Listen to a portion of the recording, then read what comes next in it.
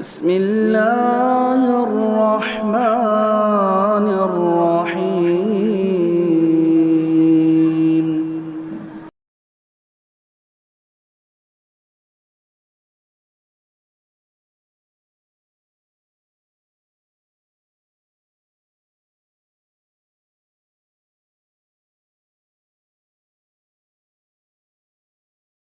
الحمدللہ رب العالمین والصلاة والسلام علی سید المرسلین وعلی آلہ وصحبہ اجمعین ومن تبعہم بإحسان الی یوم الدین۔ اعوذ باللہ من الشیطان الرجیم، بسم اللہ الرحمن الرحیم۔ الف لام میم را تلک آیات الکتاب والذی انزل الیک من ربک الحق ولکن اکثر الناس لا یؤمنون۔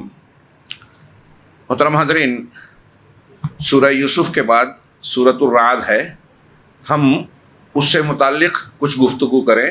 اس سے پہلے کل سورہ یوسف کی ایک بات کا ذکر کرتے کرتے جو چھوٹ گیا تھا، یوں تو جس انداز میں اور جس مختصر سے وقت میں ہم قرآن کی صورتوں پر گفتگو کر رہے ہیں، اس کی ہدایات کا تذکرہ کر رہے ہیں، یہ بہت ہی مختصر ہے، اسے تفسیر نہیں سمجھنا چاہیے۔ یہ ایک سرسری طور سے ہم گزر رہے ہیں اور اس پر دعا کرنی چاہیے کہ اللہ رب العالمین اس کے ذریعے سے ہمیں قرآن پڑھنے، سمجھنے اور اس پر عمل کرنے کا جذبہ اور شوق عطا فرمائے۔ اللہ تبارک و تعالی ہمیں اخلاص دے۔ کل کے درس میں یہ تذکرہ ہوا کہ امرأۃ العزیز کی حرکت کا تذکرہ خواتین مصر میں یا اس سماج اور سوسائٹی میں جب ہوا تو انہوں نے امرأۃ العزیز کا ایک اشارہ کیا صاحب کتاب نے کہ نام نہیں لیا، اس لیے کہ عزیز مصر کی طرف نسبت ایک بڑے آدمی کی خبر کو لوگوں میں پھیلانے کا گویا مسالے دار مضمون مل رہا تھا اس زمانے کے اعتبار سے۔ یہاں امرأۃ العزیز کے نام کے سلسلے میں میں ایک بات واضح کرنا چاہتا ہوں، اس کا ذکر اسی لیے ضروری سمجھا کہ ہمارے یہاں اس سلسلے میں غلط فہمیاں بہت عام ہے، اور یہ کہا جاتا ہے کہ امرأۃ العزیز کا نام زلیخا تھا۔ میں نے اپنے طور سے جن مصادر کو کھنگالا اور بہت سارے مفسرین کے یہاں دیکھا تو قرآن کی کسی آیت میں تو سوال ہی نہیں، نام ہی نہیں ہے، کسی حدیث میں بھی اس کا تذکرہ نہیں ہے۔ اور مولانا ابوالکلام آزاد کے ترجمان القرآن میں ان کا یہ بیان بھی مجھے ملا، وہ کہتے ہیں کہ توریت اور انجیل میں بھی زلیخا نام نہیں ہے اس عورت کا۔ پتہ نہیں ہمارے یہاں لوگوں نے کہاں سے اس کو بنا لیا، اخذ کر لیا، اور صرف بنا ہی نہیں لیا بلکہ اس کو انتہائی مشہور کر دیا۔ اتنا ہی نہیں، یوسف و زلیخا کی داستان کا ذکر کیا جاتا ہے عشق اور معاشقے کے طور پر، اور یہاں تک لوگ کہنے کی جرات و جسارت کر دیتے ہیں کہ قرآن مجید میں معاشقے کا تذکرہ ہے، انا للہ و انا الیہ راجعون۔ یہ بڑی جسارت کی بات ہے۔ واقعے کا پورا سیاق و سباق آپ جانتے ہیں، سورہ یوسف میں دیکھ سکتے ہیں۔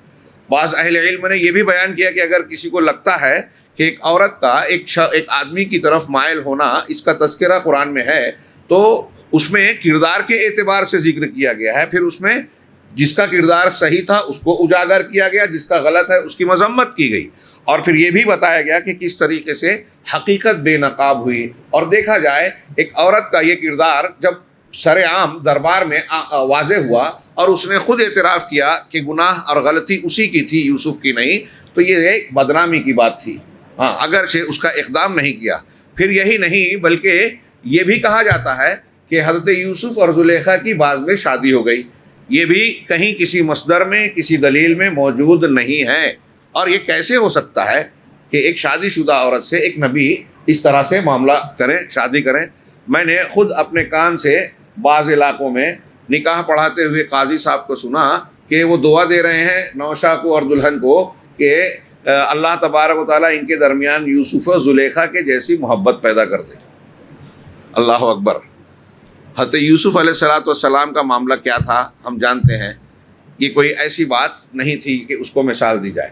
بعض علماء نے کہا کہ اگر کسی کو اس کی وجہ سے غلط لڑکے مرد اور عورت کے تعلق کی طرف تھوڑا موڑا راستہ اور غلطی کا رجحان ملتا ہے تو اسے قرآن کی وہ آیتیں، خاص طور سے سورہ نور کی آیتوں اور مضمون کو ضرور پڑھنا چاہیے جس میں اس قسم کی باتوں، بے پردگی پر، فحاشی پر غلط نگاہ اٹھانے پر اللہ رب العالمین نے روک لگائی ہے، وعید سنائی ہے.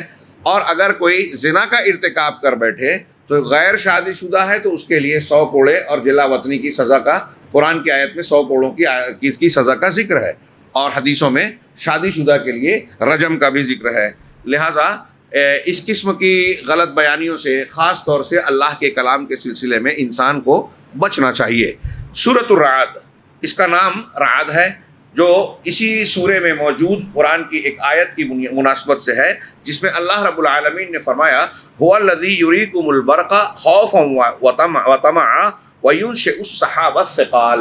یہ پہلی آیت ہے. اس کے بعد والی آیت میں رعد کا ذکر ہے کہ وہی اللہ ہے جو تمہیں بجلی دکھاتا ہے خوف کے طور پر اور امید کے طور پر. بجلی جب چمکتی ہے تو اس سے ڈر اور خوف بھی پیدا ہوتا ہے. پرانے زمانوں میں یہ اور رہتا تھا، اور شہروں سے جو باہر ہوتے تھے یا کھیتوں میں رہتے تھے کسان، انہیں خوف اس بات کا محسوس ہوتا ہے کہ بجلی گر جائے گی، کوئی چیز جل جائے گی، ہمارے اوپر بجلی گر جائے. اور کسانوں کو یا بہت سارے لوگوں کو اس سے امید بنتی ہے کہ جب بجلی چمکے گی، کڑکے گی تو بارش ہوگی. اور اب سائنس بھی کہتی ہے کہ بجلی کی کڑک سے اوزون کی خلا میں جو اوزون کی تہ ہے اس میں ارتعاش ہوتا ہے، اور اس ارتعاش کے ذریعے سے ہوا کے جھونکوں میں گویا ایک قسم کی پشنگ ملتی ہے، اور اس کی وجہ سے دنیا کے ماحول میں بارش اور پانی کے اعتبار سے فائدہ ہوتا ہے، ماحولیات کے اعتبار سے. ایک طرف بجلی کی کڑک دہلاتی ہے اور خوف دلاتی ہے، دوسری طرف امید دلاتی ہے. اللہ رب العالمین فرمایا وَيُنشِئُ السَّحَابَ الثِّقَالَ، اور یہ بدلیاں، یہ بادل، یہ بھاری بوجھل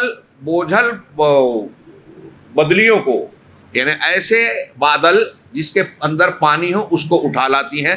آگے اللہ نے فرمایا وَيُسَبِّحُ الرَّعْدُ بِحَمْدِهِ، اور رعد کڑک گرج، رعد بجلی کی کڑک اور گرج کو کہتے ہیں. تو یہ گرج جو ہے اللہ کی حمد کے ساتھ تسبیح بیان کرتی ہے. کڑک کی آواز انسان کو دہلاتی ہے، لیکن یہ آواز اپنے اندر اللہ رب العالمین کی حمد و تسبیح بیان کرتی ہے. والملائکۃ، اور فرشتے بھی اللہ کی حمد کو تسبیح کے ساتھ بیان کرتے ہیں، پاکی بیان کرتے ہیں اللہ کے خوف کی وجہ سے. من خیفتہ ویرسل الصواعق، اور اللہ رب العالمین بجلیوں کو گراتا ہے. فیصیب بہا من یشاء، جس کو چاہتا ہے اس پر ڈال دیتا ہے. وہم یجادلون فی اللہ، اور وہ اللہ کے بارے میں جھگڑ رہے ہیں. وہو شدید المحال، جبکہ وہ سخت پکڑ والا، سخت تدبیر والا، سخت مواخذے والا ہے. اس صورت کے شروع سے ہی قرآن مجید کی حقانیت کا، آیتوں کا تذکرہ کرنے کے بعد اللہ تبارک و تعالیٰ نے بہت ہی مضبوط انداز میں کائنات میں بکھری ہوئی اللہ کی نشانیوں کو بطور دلیل اور حق کے واضح نشانات کے طور پر پیش کیا. اسی لیے اہل علم نے کہا کہ یہ سورۃ الرعد اس بات کا مضمون، اس مضمون کو اپنے اندر مرکزی طور سے سمیٹتی ہے کہ حق انتہائی مضبوط ہے، واضح ہے. اگر کوئی شخص اس کا انکار کر رہا ہے تو وہ گویا ہٹ دھرمی پر، عناد پر، عصبیت پر اڑا ہوا ہے. ورنہ حقیقت میں اتنی مضبوط دلیلوں کو دیکھتے ہوئے دنیا کا کوئی عقل اور شعور والا انسان توحید کو، دین کی پیش کی ہوئی حقیقتوں کو رد نہیں کر سکتا، انکار نہیں کر سکتا. شروع میں بھی لوگوں کا ذکر ہے، اس بات کا ذکر ہے قرآن کی پہلی آیت میں، سورہ رعد کی پہلی آیت میں حروف مقطعات کے بعد کہا گیا کہ یہ اللہ کی یہ کتاب کی آیتیں ہیں. والذی انزل الیک من ربک الحق، اور جو کچھ تمہارے پروردگار کی طرف سے نازل کیا گیا ہے وہ حق ہے، سچ ہے، باطل کی ضد حق ہے. اس کا مطلب اس کے خلاف جو ہوگا وہ باطل ہوگا. ولکن اکثر الناس لا یعلمون، حق ہونے کے باوجود اکثر لوگ ایمان نہیں لاتے. شروع میں یہ کہا گیا، اور آخر میں کہا گیا وَيَقُولُ الَّذِينَ كَفَرُوا لَسْتَ مُرْسَلًا، کافر لوگ کہتے ہیں آپ سے کہ آپ رسول نہیں ہیں. قُلْ كَفَىٰ بِاللَّهِ شَهِيدًا بَيْنِي وَبَيْنَكُمْ، آپ کہہ دیجئے کہ اللہ میرے اور تمہارے درمیان بطور گواہ کے کافی ہے. وَمَنْ عِنْدَهُ عِلْمُ الْكِتَابِ، اور وہ شخص بھی گواہی دے سکتا ہے، دیتا ہے جس کے پاس علم الکتاب ہے. اس گویا پورے مضمون میں جب آپ سورہ رعد کا مطالعہ کرنا شروع کریں گے، اور یقیناً میں کہوں گا کہ ضرور پڑھیں اللہ کا کلام، اس میں آسمانوں اور زمینوں کی پیدائش، آسمان بغیر ستون کے، بغیر عمد ترونہا، شروع کی آیتوں میں کہا آسمان کو تم دیکھتے ہو کہ بغیر ستون کے ہے، کھڑا ہے. بعض لوگوں نے کہا کہ ہے لیکن تم کو دکھائی نہیں دیتا. بعض لوگ یہ کہتے ہیں کہ بغیر ستون کے اللہ نے سنبھال رکھا ہے. اور یہی معنی زیادہ قرین قیاس ہے دوسری آیتوں کی روشنی میں۔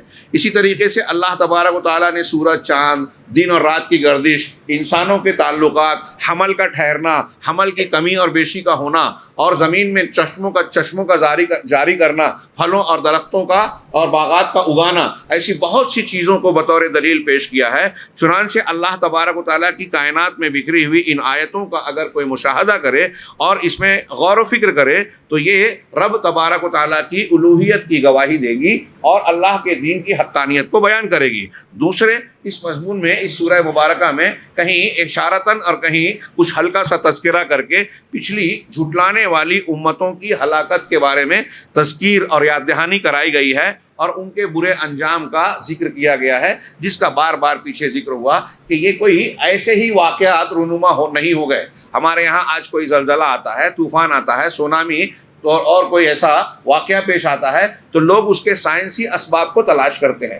ہو سکتا ہے کہ وہ سائنسی وجوہات ہوں، ہو سکتا ہے کہ دنیاوی اعتبار سے کچھ اسباب ہمیں نظر آتے ہوں، لیکن وہ اسباب کس نے پیدا کیے ایک مومن بندہ یہ دیکھتا ہے۔ ہم صرف سائنسی جغرافیائی وجہ نہیں دیکھتے، ہم صرف یہ نہیں دیکھتے کہ حکومت کون سے غلط کام کر رہی ہے، کیسی فیکٹری بنائی جا رہی ہے، ڈیموں کے بنانے سے زمین کی پلیٹوں میں حرکت ہو رہی ہے اور اس کے نتیجے میں زلزلہ آ رہا ہے۔ یہ ضرور اسباب ہو سکتے ہیں، لیکن ان اسباب کو پیدا کرنے والا کون ہے؟ اس حدیث کو یاد کیجئے کہ نبی پاک صلی اللہ علیہ وسلم نے فجر کی نماز کے بعد صحابہ کرام سے کہا کہ جس شخص نے اللہ تعالیٰ نے فرمایا کہ میرے بندوں میں سے کچھ لوگوں نے صبح کی اس حال میں کہ مجھ پر ایمان رکھتے تھے اللہ پر اور ستاروں کا انکار کرنے والے تھے، جبکہ کچھ ایسے تھے جو ستاروں کا پر ایمان لانے والے اور اللہ رب العالمین کا انکار کرنے والے۔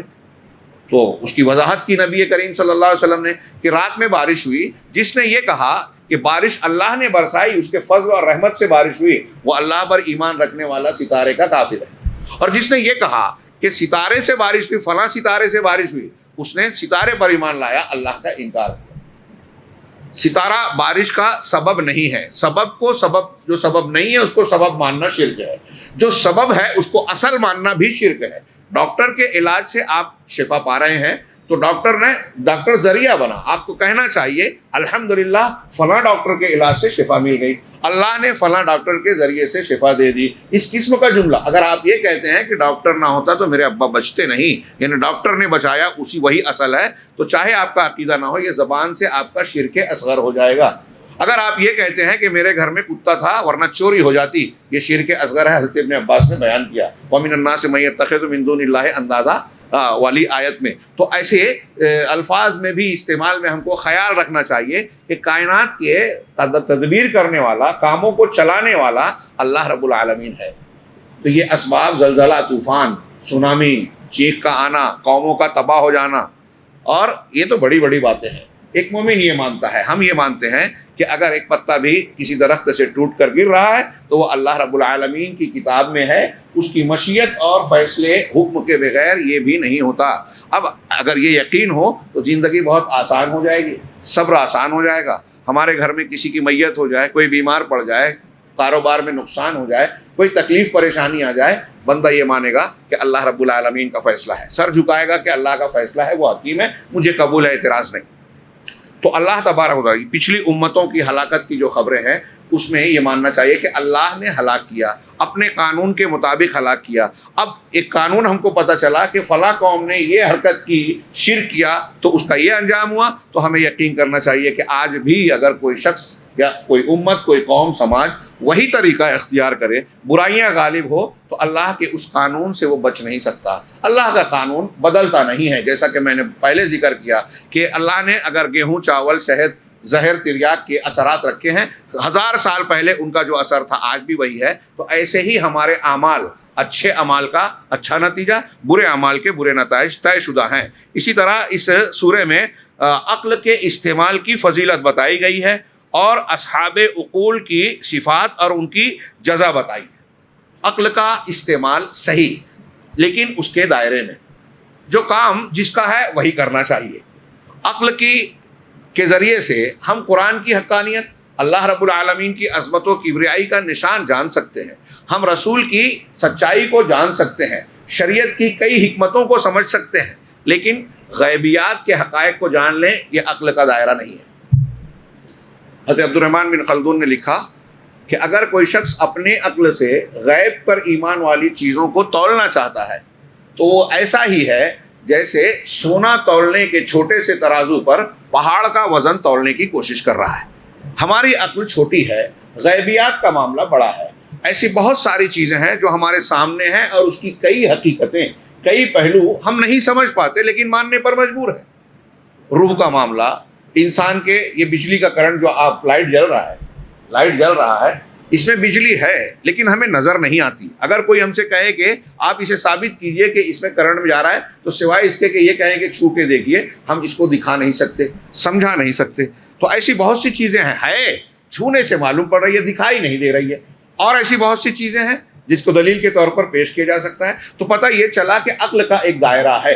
شریعت نے عقل کو بالکل غیر ضروری اور اس کو کالعدم نہیں قرار دیا کہ آپ عقل کا استعمال نہ کریں، اندھے بہرے ہو کر کوئی بھی بات کوئی بھی کہے مان لیں۔ یہ نہیں کہا عقل و شعور کا استعمال کیجئے، لیکن یہ بھی کہا کہ جب اللہ کے اور رسول کی بات آ جائے تو پھر عقل کا استعمال اتباع ہوا ہے، گمراہی ہے۔ اور ایسی اس گمراہی کو اختیار کر کے دنیا کی بہت سی قومیں اور مسلمانوں کے بہت سے طبقات گمراہ ہوئے۔ معتزلہ اور ان کے ماننے والے، ہمارے عصر بعد کے دروس میں اہل السنہ کا یہ قاعدہ ابھی 2 درس میں بیان کیا گیا کہ وہ عقل کو قرآن و حدیث کے تابع بناتے ہیں۔ معتزلہ اور عقلانیین منکرین حدیث کی طرح اپنی عقل کو بنیاد بنا کر قرآن و حدیث کو رد نہیں کرتے۔ اللہ اور اس کے رسول کی بات آ گئی، سمجھ میں آ گیا تو بہت اچھی بات ہے، نہیں سمجھ میں آیا تو آمنا صدقنا۔ اور پھر عقلوں میں فرق ہے۔ ایک چیز 100 سال پہلے لوگ نہیں سمجھتے تھے، آج سمجھ رہے ہیں، تو 100 سال پہلے والوں کو انکار کر دینا تھا، آج والوں کو ماننا ہے۔ کیا یہ اصول بنا؟ تو بہرحال اہل عقل اور عقل و شعور کا صحیح استعمال کرنے والے قابل تعریف ہیں۔ اللہ رب العالمین جگہ جگہ قرآن میں غور و فکر کی عقل کو استعمال کرنے کی دعوت دیتا ہے، اور اس سورہ مبارکہ میں تعریف کرتا ہے کہ جو لوگ اپنی عقل و شعور کا ٹھیک استعمال کرتے ہیں وہ صحیح نتائج پر جاتے ہیں، رب العالمین کی معرفت حاصل کرتے ہیں، دین حق کی سچائیوں کو جان کر صحیح راستے کا انتخاب کرتے ہیں۔ اور جو غلط راستے پہ جا رہا ہے اس کا مطلب یہ کہ وہ اپنی عقل کا غلط استعمال کر رہا ہے۔ ایک مضمون یہ ہے کہ اس سورہ مبارکہ میں انبیاء اور رسولوں کے سلسلے میں اللہ تعالیٰ کی سنت کا بیان ہے کہ انبیاء اور رسولوں کا معاملہ کیا ہوتا ہے، اور یہ بیان کیا گیا ہے کہ اللہ نے ان انبیاء کی بیویاں بچے بنائے تاکہ وہ اپنے بعد والوں کے لیے نمونہ بنے اور وہ خاندان گھر بار کی ذمہ داریاں اٹھانے کے لیے نبیوں کو سامنے رکھیں۔ قرآن کی یہاں سورہ رعد کی آیت ضرور پڑھیں، وَلَقَدْ أَرْسَلْنَا رُسُلًا مِّن قَبْلِكَ وَلَقَدْ أَرْسَلْنَا رُسُلًا مِّن قَبْلِكَ وَجَعَلْنَا لَهُمْ أَزْوَاجًا وَذُرِّيَّةً وَمَا كَانَ لِرَسُولٍ أَن يَأْتِيَ بِآيَةٍ إِلَّا بِإِذْنِ اللَّهِ لِكُلِّ أَجَلٍ كِتَابٌ۔ یہ آیت نمبر 38 ہے، جا کے اس کا ترجمہ پھر سے دیکھیے گا، جو میں بیان کرنے جا رہا ہوں اسے سنیے غور سے، کہ اللہ نے کہا کہ ہم نے آپ سے پہلے بھی رسولوں کو بھیجا اور ان کی بیویاں بنائی، بیٹے بنائے۔ کتنی کلیئر بات ہے اللہ کے کلام کی، صاف ستھری، غیروں کو جو نہیں سمجھی، اپنوں کو بھی سمجھ میں نہیں آ رہی ہے۔ کئی لوگ جو ہیں وہ نبی کو انسان کے دائرے سے باہر کرتے، نبی کو، یہ ان کے انسان ہونے، بشر ہونے کی ایک دلیل ہے کہ ان کے بھی بیوی بچے تھے جیسے کہ ہمارے ہوتے ہیں، دوسرے انسانوں کے ہوتے ہیں۔ تو بیوی کا ہونا، بچوں کا ہونا، یہ ان کے انسان ہونے کی دلیل ہے، اور انسان ہے اس لیے انسانوں کے لیے نمونہ ہے، جیسا کہ آگے بتایا گیا، انسان ہے انسانوں کے لیے نمونہ ہے۔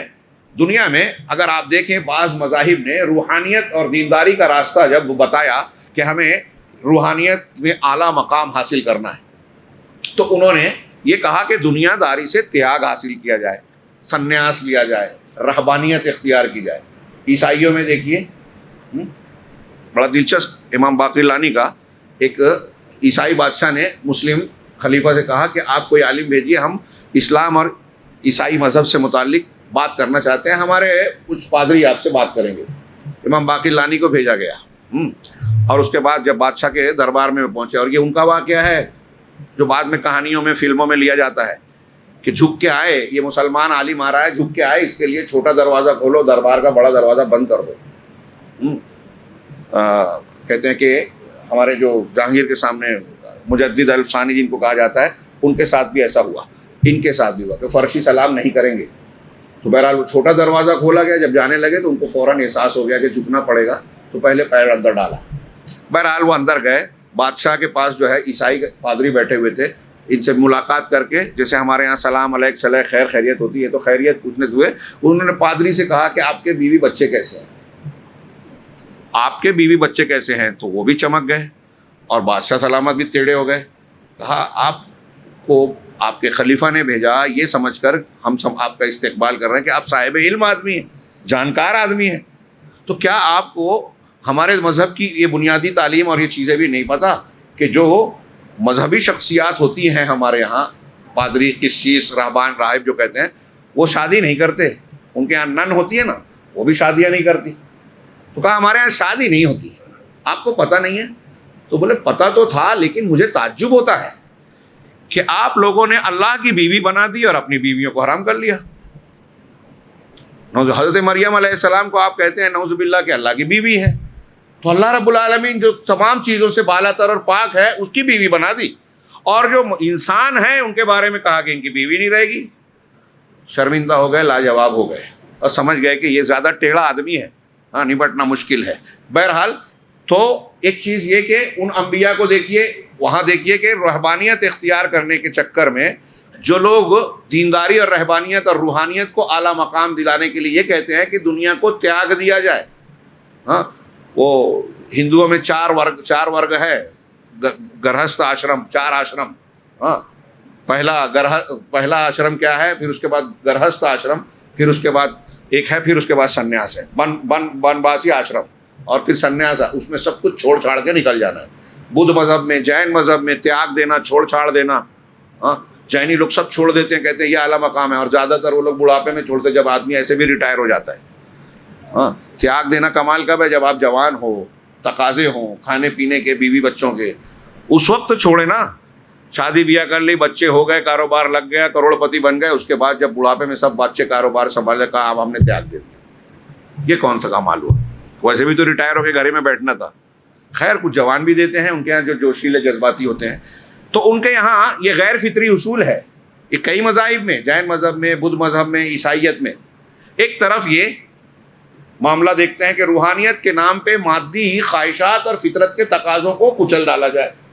دوسری طرف اس کے رد عمل میں ہم دیکھتے ہیں کہ جو مادہ پرستانہ مذاہب نے سر اٹھایا، خاص طور سے جدید دور کے 300-400 سال میں جو ازمس اور مذاہب سامنے آئے، اس میں بنیاد جو ہے بطن اور فرج کی خواہشات اور ضرورت کو کرا گیا. ڈارون کا نظریہ ہو، فرائیڈ کا ہو، یا اور کچھ سارٹر ہو اور دوسرے فلاسفہ ہوں. ہاں ان لوگوں نے یہ کہا کہ بھائی ہم دیکھتے ہیں کہ دنیا میں جانور ہے، جانور ہوتے ہیں، ان کا کیا زندگی کا حاصل ہے؟ بھوک لگتی ہے کھاتے ہیں، اور شہوانی ضرورت پڑتی ہے تو نر مادہ مل لیتے ہیں. ایسے ہی انسان بھی ایک جانور ہے، اس کو بھی ایسی چھوٹ ہونی چاہیے. یہ کیا پابندیاں لگا رکھی ہے، شادی کرنا پڑے گا، فلاں سے شادی نہیں کر سکتے، لہٰذا اگر جو ہے بھائی بہن بھی اگر چاہیں تو مل جائیں. یہ فرائیڈ کے نظریے میں ہے. بچہ ماں کے سینے سے دودھ پیتا ہے تو وہاں بھی جنسی لذت حاصل کرتا ہے. انا للہ و انا الیہ راجعون. ایسی بکواس کی انہوں نے، اور نہ جانے کتنے فلسفے گڑے جس کا عذاب علیم کی شکل میں یورپ نتیجہ بھگت رہا ہے. رشتے ختم، ہاں نئی بیماریاں نفسیاتی، جسمانی، ہاں خاندان ٹوٹ گئے، پتہ نہیں کون کس کا باپ ہے، کون کس کا بیٹا ہے، کون چاچا ہے، کون وارث ہے، کون وارث نہیں ہے، اور ایسے بہت سارے مسائل سنگین. اور اس کی چمک دمک دیکھ کے ہمارا پڑھا لکھا نیا طبقہ وہ متاثر ہوتا ہے اتنے سنگین مسائل کے بیچ. تو وہاں مادہ پرستی، مادے کو درجہ دیا گیا، تو وہاں کہ یہ روحانیت، اخلاق، معنویت یہ کوئی مطلب نہیں رکھتی، یہ انسان کا انفرادی معاملہ ہے. ارے بھائی ایک انسان کو بھی جانور کی طرح آزادی ملنا چاہیے. فلسفے الگ الگ ہے، تھوڑے فرق سے میں نے 1-2 کا ذکر کیا کہ آزادی ملنا چاہیے. اور اگر آزاد ہے تو گورنمنٹ کی طرف سے قانون جو بننا چاہیے، بھائی لڑکا لڑکے کے ساتھ رہنا چاہتا ہے تو اس کی شادی کی اجازت دی جائے، لڑکی لڑکی کے ساتھ رہنا چاہتی ہے تو وہ دونوں گھر بسا لے. میں بتائیے کہ کیا یہ فطرت ہے، نیچر ہے؟ مرد عورت ساتھ ساتھ رہے. آج ہمارے یہاں بعض ملکوں میں اس کو قانونی شکل میں اجازت دی جا رہی ہے. تو یہ دونوں افراط و تفریط ہے. روحانیت کے نام پر جسمانی تقاضوں کو کچل ڈالنا، اور جسمانی تقاضوں کو مادہ پرستی کے تقاضوں کے نام پر روحانیت اور اخلاق کو خون کر دینا، دونوں گمراہی ہے. اسلام میں روح اور جسم دونوں کے تقاضوں کا لحاظ کیا گیا ہے، اور اللہ بتاتا ہے کہ جو انسانوں کے لیے نمونہ بن کے پوری انسانی تاریخ میں جن لوگوں کو بطور نبی اور پیغمبر کے بھیجا گیا، وہ شادیاں کرتے تھے، ان کی بیویاں تھیں، بچے تھے. اور یہ بھی ایک کمال کی بات، ایک پوائنٹ اور ایک نقطہ بیان کر دوں کہ عام طور سے انبیاء کرام میں جن کی تفصیل آپ کو صحیح روایتوں میں ملے گی کہ انہوں نے شادیاں کتنی کی، تو زیادہ تر میرے علم کے مطابق آپ کو یہی ملے گا کہ انبیاء نے بھی ایک سے زیادہ شادی ہی کی. حضرت ابراہیم علیہ السلام کے قصے میں آپ پڑھتے ہیں ہر سال حضرت ہاجرہ اور حضرت سارہ کا 2 کا تو ذکر ہے، کچھ لوگ کہتے ہیں 3-4 کیا تھا، 3 کیا تھا. حضرت یعقوب علیہ السلام، حضرت یوسف اور بنیامین الگ بیوی کے تھے، باقی اولاد دوسری بیوی کے تھے، ان کی کئی بیویاں تھیں.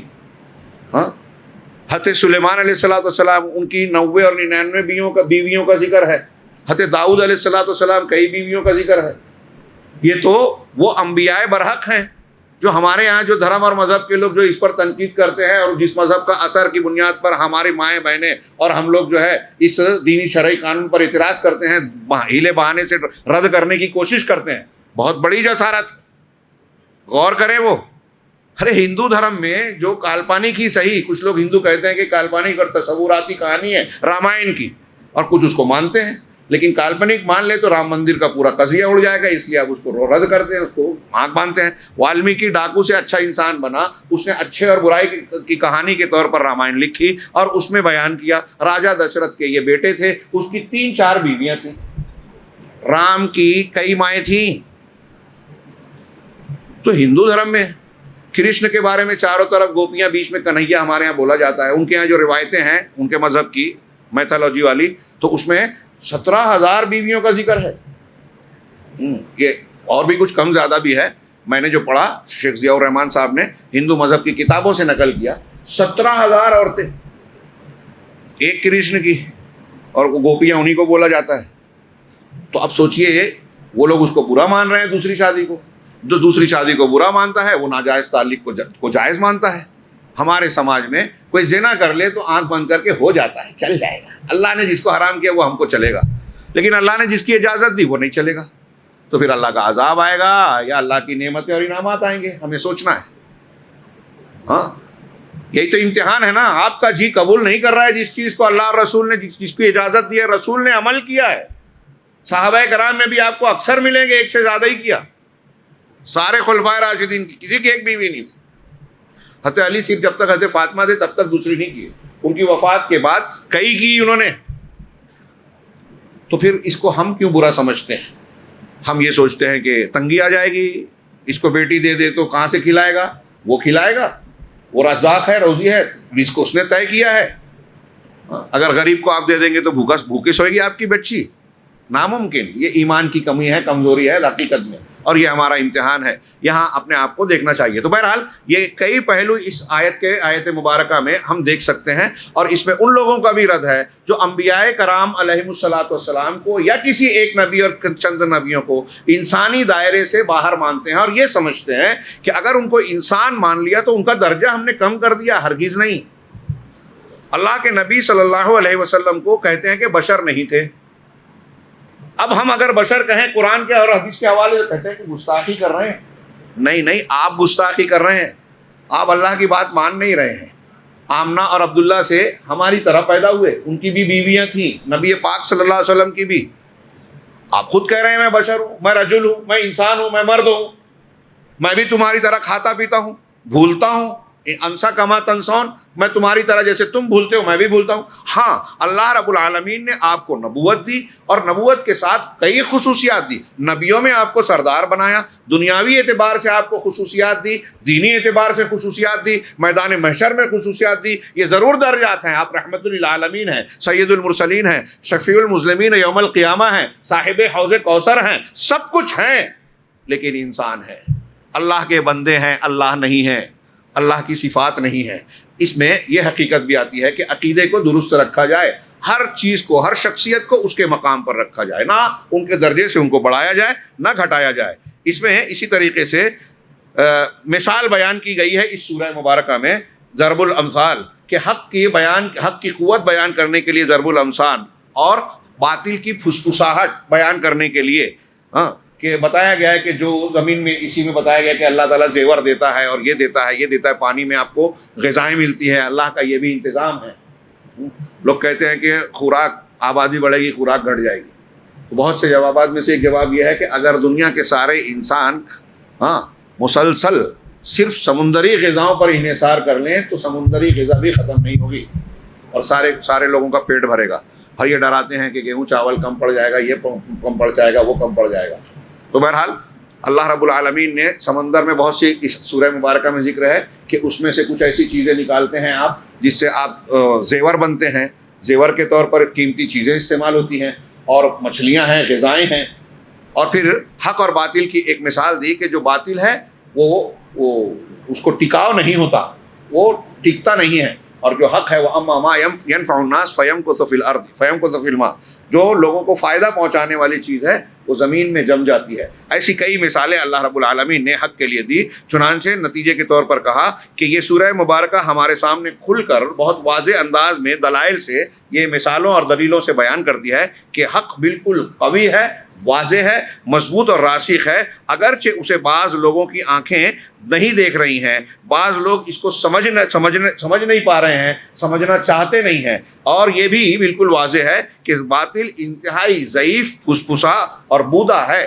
وَإِن كَانَ أَمَامَ النَّاسِ ظَاهِرًا, اگرچہ وہ لوگوں کو طاقتور نظر آتا ہے. ہمیں آج دکھائی دیتا ہے, کچھ نوجوان سوال کرتے ہیں کہ اگر مسجد توڑنے والے, فلسطین پر حملہ کرنے والے, قوموں کے ساتھ ظلم کرنے والے یہ جھوٹ بول رہے ہیں, ملٹی نیشنل کمپنیاں جو ہیں لوگوں کا استحصال کر رہی ہیں اور لوگوں کی جان مال سے کھیل رہی ہیں, جھوٹی دوائیں, غلط دوائیں, پہلے بیماری لانچ کرتے ہیں پھر دوائیں بیچتے ہیں, اور بہت سارے فراڈ کرتے ہیں, لوگوں کی جان مال سے کھیل رہے ہیں, بستیوں کو اجاڑ دیتے ہیں, جلا دیتے ہیں. ہاں, ایک بلڈنگ بنانا ہے تو بستیوں میں آگ لگوا دی, اور ایسے معلوم نہیں کون کون سے کھیل ہوتے ہیں.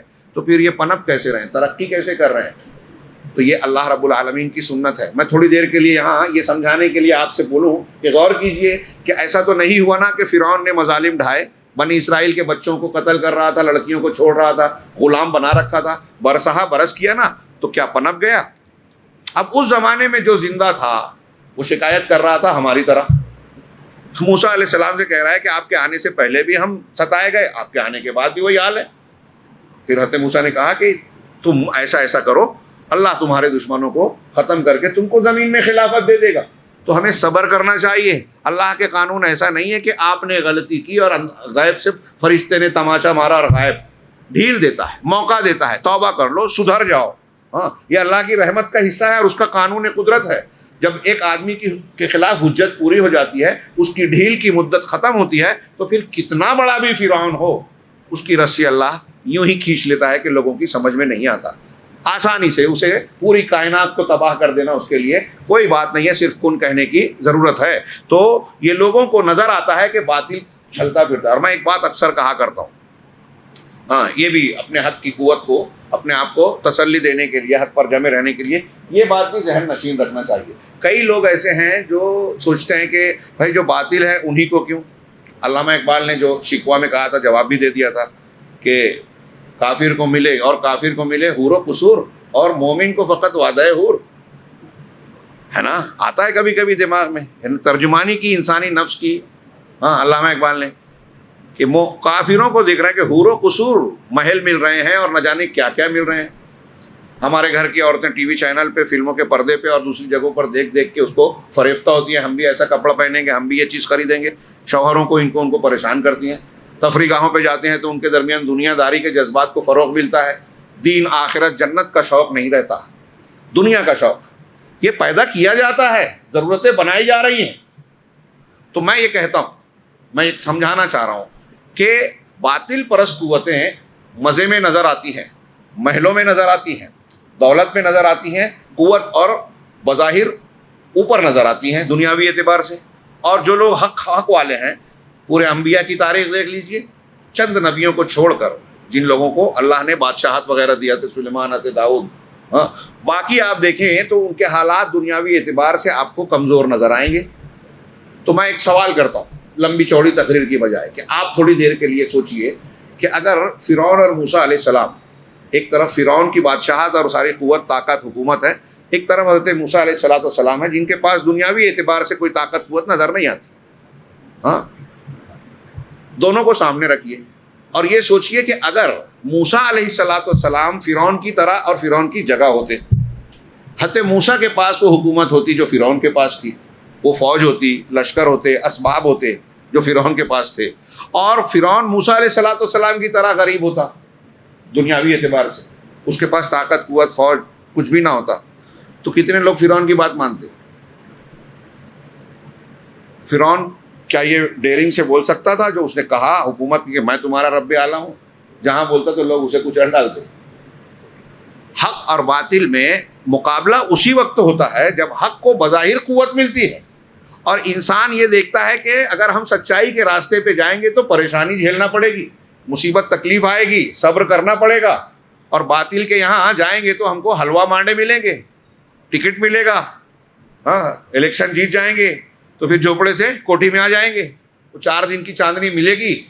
ہاں یہ جو چمک دمک نظر آتی ہے، تو یہ چمک دمک ہی تو فریفتہ کرتی ہے، حق سے ہٹا دیا۔ اگر حق والے طاقتور ہو جائیں، سچائی کو ماننے پر آپ کو دنیا بھی ملنے لگے، تو کون پیچھے رہے گا قربانی دینے میں؟ بظاہر وہی پیچھے۔ امتحان ہوگا ہی نہیں اللہ کا، اصل میں امتحان اسی میں ہوتا ہے کہ باطل ہمیں پنپتا نظر آتا ہے اور حق کمزور نظر آتا ہے، جبکہ حقیقت یہ ہے بھی نہیں کہ حق والے چاہے کمزور دکھائی دیتے ہوں، لیکن دینی اعتبار سے، اللہ رب العالمین کے قانون قدرت کے اعتبار سے، اپنے پاس جو ان کا حق ہے، دین ہے، سچائی ہے، اس اعتبار سے وہ بہت طاقتور ہے، اس کے سامنے باطل ٹک نہیں پاتا۔ یہی وجہ ہے۔ ایک سوال غیر مسلموں سے کرنا چاہیے آج کے زمانے میں، جہاں تک آواز جائے، کہ ان کو یہ سوچنا چاہیے کہ پوری دنیا میں اسلام اور مسلمانوں پر اتنا حملہ کیوں کیا جا رہا ہے؟ کیوں لوگ ڈرتے رہتے ہیں؟ کیوں روز کتاب، روز کہتے ہیں 9/11 کے حملے کے بعد پر ڈے اسلام اور سلفیت کے خلاف بطور خاص international level per day minimum 2 کتابیں مارکیٹ میں آ رہی ہیں، 2 کتاب۔ کتنے ویب سائٹس ہیں، کتنے ٹی وی چینلز ہیں، کتنے میگزین ہیں، ذرائع ابلاغ کے کتنے، اور ٹرینڈ تربیت یافتہ کتنے مبلغین ہیں، مشنریز ہیں جو اسلام اور مسلمانوں کے خلاف ہی صرف کام کر رہے ہیں، کسی مذہب کے خلاف نہیں کر رہی۔ کیوں کر رہی ہیں؟ حکومتیں بھی کیوں ٹارگیٹ کر رہی ہیں؟ تھوڑی دیر کے لیے سوچیں۔ وہ اگر اسلام باطل ہوتا نا تو اتنی محنت کرنا نہیں پڑتی ان کو۔ ڈر اس سے ہے اس لیے کہ حق ہے، اور یہ سارے لوگوں کا دشمن ہونا ہمارے لیے ٹینشن کی بات نہیں ہے، خوشی کی بات ہے کہ یہ علامت ہے، نشانی ہے اس بات کی کہ ہم اہل حق ہیں۔ مسلمانوں میں بھی جتنے بدعتی ہیں وہ سنت والے سے نفرت کرتے ہیں۔ امام حاکم نے روایت نقل کی بات سلف سے کہ روئے زمین پر جتنے بدعتی ہیں اہل حدیث سے ضرور بغض رکھتے ہیں، اہل باطل اہل حق سے سب بغض رکھیں گے۔ اسرائیل کے لوگ جب لے گئے تھے فلسطین کے ایک امام کو اور ان کو بلا کے، بہت لمبا چوڑا واقعہ ہے، چھپا تھا، علامہ البانی کے سامنے بیان کیا گیا، انہوں نے کہا کھول کے پٹی کھول کے ہم اس لیے لائیں کہ آپ مسلمانوں میں پیغام پہنچا دو کہ یہ جو سلفی مذہب ابو بکر صدیق اور عمر فاروق والا مذہب اختیار کرنے کی بات کرتے ہیں، یہ ہم کو برداشت نہیں ہے، باقی تم جو بھی کام کرتے ہو، تحریک چلاتے ہو، ہم کو کوئی لینا دینا نہیں، اس سے ہم کو فرق نہیں پڑتا۔ انہوں نے جب آ کے بتایا تو اللہ البانی صاحب کو کسی نے ذکر کیا، بنارس کے محدث میں یہ واقعہ چھپا تھا، تو میں نے علامہ البانی نے پوچھا کیا یہ صحیح ہے، کیا یہ صحیح ہے؟ کہا بھائی امام صاحب تو بیان کر رہے ہیں، کہا اگر یہ صحیح ہے تو یہ سلفیوں کے لیے خوشخبری ہے کہ اسلام کا جو سب سے واضح کھلا دشمن ہے وہ یہ جانتا ہے کہ اصلی اسلام کیا ہے، جس سے اس کو خطرہ ہے۔ جس حق سے باطل کو خطرہ نہ ہو وہ حق ہو ہی نہیں سکتا۔ باطل کو جس سے خطرہ ہوگا وہی حق ہے۔ خیر بات تھوڑی پھیل گئی، میں نے سوچا تھا کہ آج سورہ رعد اور سورہ ابراہیم دونوں صورتوں پر گفتگو کروں، لیکن سورہ رعد پر ہی کافی لمبی گفتگو ہو گئی۔ کہہ رہے ہیں ایک چیز اور بھی اس سورہ مبارکہ میں ہم کو معلوم ہوتی ہے کہ باطل کی کوئی ایک شکل، ایک روپ، ایک چہرہ نہیں ہے، اس کے الگ الگ چہرے ہو سکتے ہیں۔ تجارتی شکل میں، تاجروں کی شکل میں بھی آ سکتا ہے، عام گنہگاروں کی شکل میں، اور اسی طریقے سے کوئی ظالم سرکش ہے حکومت کے حکمراں کی شکل میں، ہاں، اور حق جو ہے وہ قوی ہے جو اپنے سے علاوہ کے اوپر جو ہے بالکل غالب رہتا ہے۔ چنانچہ سورہ مبارکہ میں یہ پیغام دیا گیا کہ ہم مختلف شکلوں میں آنے والے، کہیں منکرین حدیث ہیں، کہیں کوئی اور شکل صورت میں، کہ انسانیت کا مذہب ہم پیش کر رہے ہیں، مذہب میں تعصب ہے، آپ یہ مذہب اور وہ مذہب کی بات کرتے ہو تو نفرت پیدا ہوتی ہے، لہٰذا سارے انسانوں کو ہم لے کے چلیں، یہ انسانی مذہب ہے۔ ایسی بہت ساری شکلیں آئے گی، لیکن حق جو ہے قوی ہے، ان کے یہاں گھسپسا پن ہوگا، حق جو ہے وہ طاقتور ہے اور باطل جو ہے لجلجا ہے۔ اس سورہ میں کچھ فوائد بہت ہی مختصر سے انداز میں پیش کر رہا ہوں کہ ایک چیز اس صورت میں اللہ نے بتائی کہ کائنات کی ہر چیز سوائے کافروں کے اور نافرمانوں کے، اور ہمارے ہاں جو بے نمازی بھی ہیں وہ کبھی کرتے ہیں کبھی نہیں، کافروں اور نافرمانوں کے علاوہ کائنات کی ہر چیز اللہ کے لیے سجدہ کر رہی ہے۔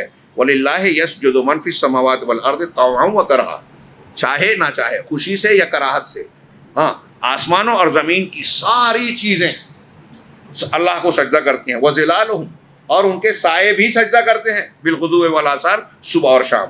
اسی طرح اس سورہ میں اللہ کو سب لوگ سجدہ کر رہے ہیں، صرف کافر نہیں کرتا، مشرک نہیں کرتا، ہاں، اور جو نماز نہیں پڑھ رہا ہے وہ سوچے کہ کائنات کی اس اتفاق میں وہ شامل نہیں ہے اللہ کی مخلوقات کی اس بندگی میں۔ نمبر 2، اس سورے میں ہم کو یہ شاندار درس ملا جو آپ دہراتے اور سنتے رہتے ہیں کہ اللہ کے دلوں کو جو ہے، ذکر اللہ یطمئن القلوب کلھا، دلوں کو اللہ کے ذکر سے سکون اور اطمینان ملتا ہے۔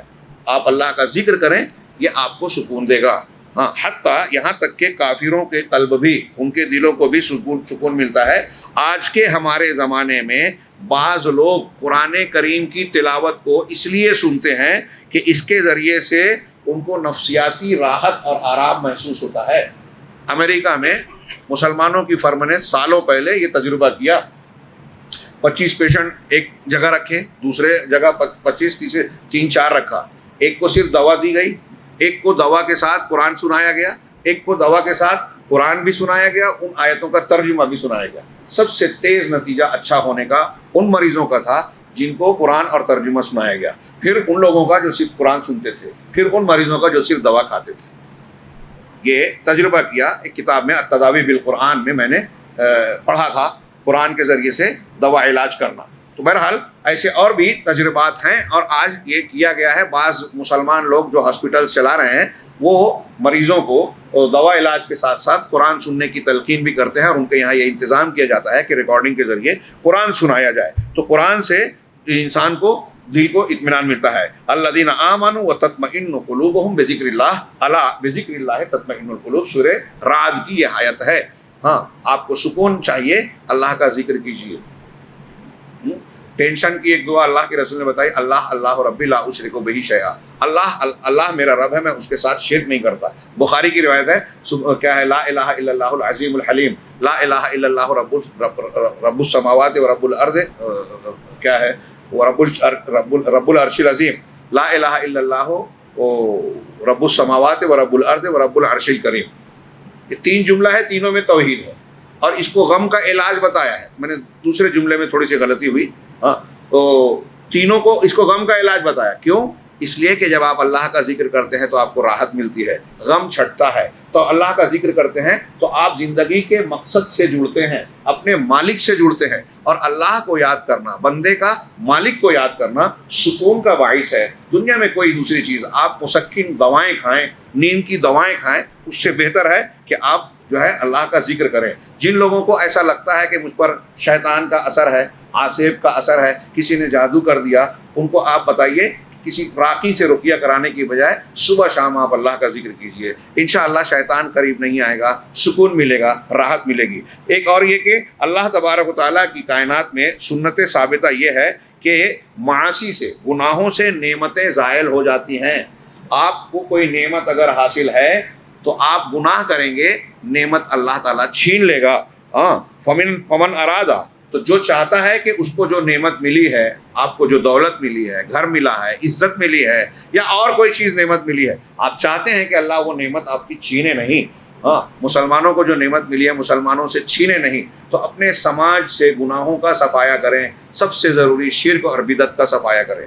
مسلمانوں کی سب سے بڑی مصیبت، میں ہمیشہ کہتا ہوں کہ کوئی دشمن، کوئی سپر پاور، کوئی پریوار، کوئی حکومت ہمارے خلاف خطرہ نہیں ہے۔ ہمارے خلاف خطرہ ہے تو ہمارا شرک، ہماری بدعت، اللہ رب العالمین کی نافرمانی، گناہ ہمارے لیے خطرہ ہے۔ تو یہی اس سورہ مبارکہ میں بتایا گیا کہ چنانچہ بندے کو چاہیے کہ وہ اللہ کی گناہوں کے ساتھ اللہ کی نافرمانی نہ کرے، اور اللہ اپنے گناہوں کے ذریعے سے اپنے آپ کو اللہ کے غصے اور غضب کے سامنے پیش نہ کرے۔ ان اللہ لا یغیر ما بقوم حتی یغیروا ما بانفسہم، یہ قرآن کی آیت ہے سورہ رعد کی، کہ اللہ کسی قوم کے حالات کو تبدیل نہیں کرتا جب تک کہ خود وہ لوگ اپنے نفس اور اپنے ذات کے حالات کو نہ بدلیں۔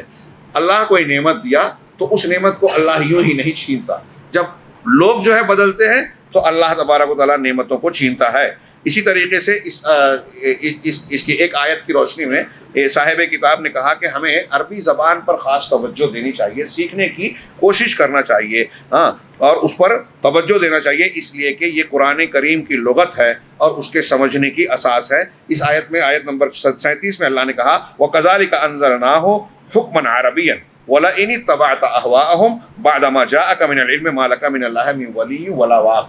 اور اسی طرح سے ہم نے اس قرآن کو عربی حکم، عربی فیصلے کے طور پر، عربی زبان میں فیصلے اور حکم کے طور پر نازل کیا، اور اگر آپ اسے چھوڑ کر لوگوں کی خواہشات کی پیروی کریں گے، لوگوں کو خوش کرنا چاہیں گے، ان کے طریقے اور کو اختیار کریں گے، وہ جو بدعت بتا رہے ہیں، وہ جو فکر بتا رہے ہیں، ان کے پیچھے چلو گے، تو جب کہ آپ کے پاس علم آ چکا، علم ہے یہ اللہ کا کتاب اور اللہ کے رسول کی سنت، اور یہ خواہش نفس ہے جو قرآن و حدیث سے ہٹ کر آپ اختیار کریں، اگر اسے اختیار کریں گے تو پھر اللہ تعالیٰ سے بچانے والا، اللہ تعالیٰ کے مقابلے میں آپ کا کوئی دوست بھی نہیں ہوگا اور کوئی بچانے والا بھی نہیں ہوگا۔ اللہ کے رسول صلی اللہ علیہ وسلم سے یہ بات کہی جا رہی ہے۔ یہ سورہ رعد سے متعلق کچھ باتیں تھی۔ اسی طریقے سے اس میں آیت نمبر 19 سے لے کر آیت نمبر 23 تک مومنوں کی صفات بیان کی گئی ہے کہ اہل مومن جو اولو الالباب ہیں وہ سبق لیتے ہیں، جو میں نے بتایا کہ تعریف کی اللہ نے، افمن یعلم انما انزل الیک من ربک الحق، کیا وہ شخص جو یہ جانتا ہے، یقین رکھتا ہے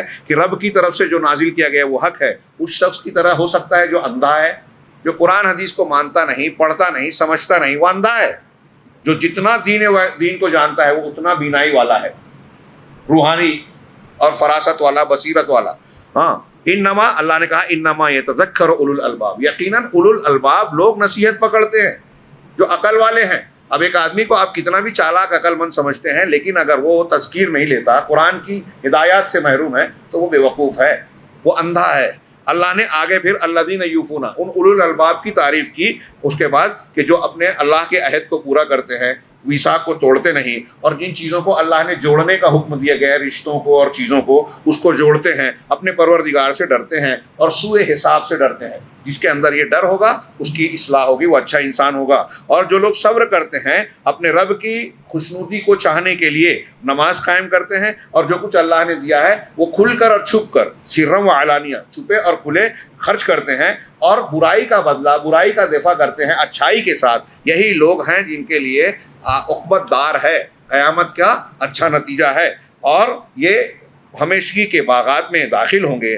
ہاں، وہ بھی، اور ان میں سے ان کے باپ دادا، بیوی اور شوہروں اور ان کے بچوں میں سے جو اچھے ہیں، صالح ہیں، وہ بھی جنات عدن میں ہمیشگی کے باغات میں داخل ہوں گے، اور فرشتے ہر دروازے سے ان پر داخل ہوں گے اور کہیں گے سلام علیکم بما صبرتم، تم نے جو صبر کیا ہے اس پر تم پر سلامتی ہو، اس کے بدلے میں نعم فنعم عقبی الدار۔ تو اللہ نے کہا کہ یہ قیامت کا بدلہ کتنا ہی اچھا ہے۔ ان اوصاف کو ہمیں پڑھنا چاہیے اور کوشش کرنی چاہیے دعا کے ساتھ کہ اللہ رب العالمین ہمارے اندر یہ اوصاف پیدا کرے، ہم اور ہمارے گھر کے لوگ اس پر محنت کر کے اس جنت اور آخرت کے اچھے نتیجے پر انجام کے مستحق بنے۔ اللہ رب العالمین ہمیں اس کی توفیق دے۔ وآخر دعوانا ان الحمد للہ رب العالمین، وصلی اللہ علی نبینا محمد۔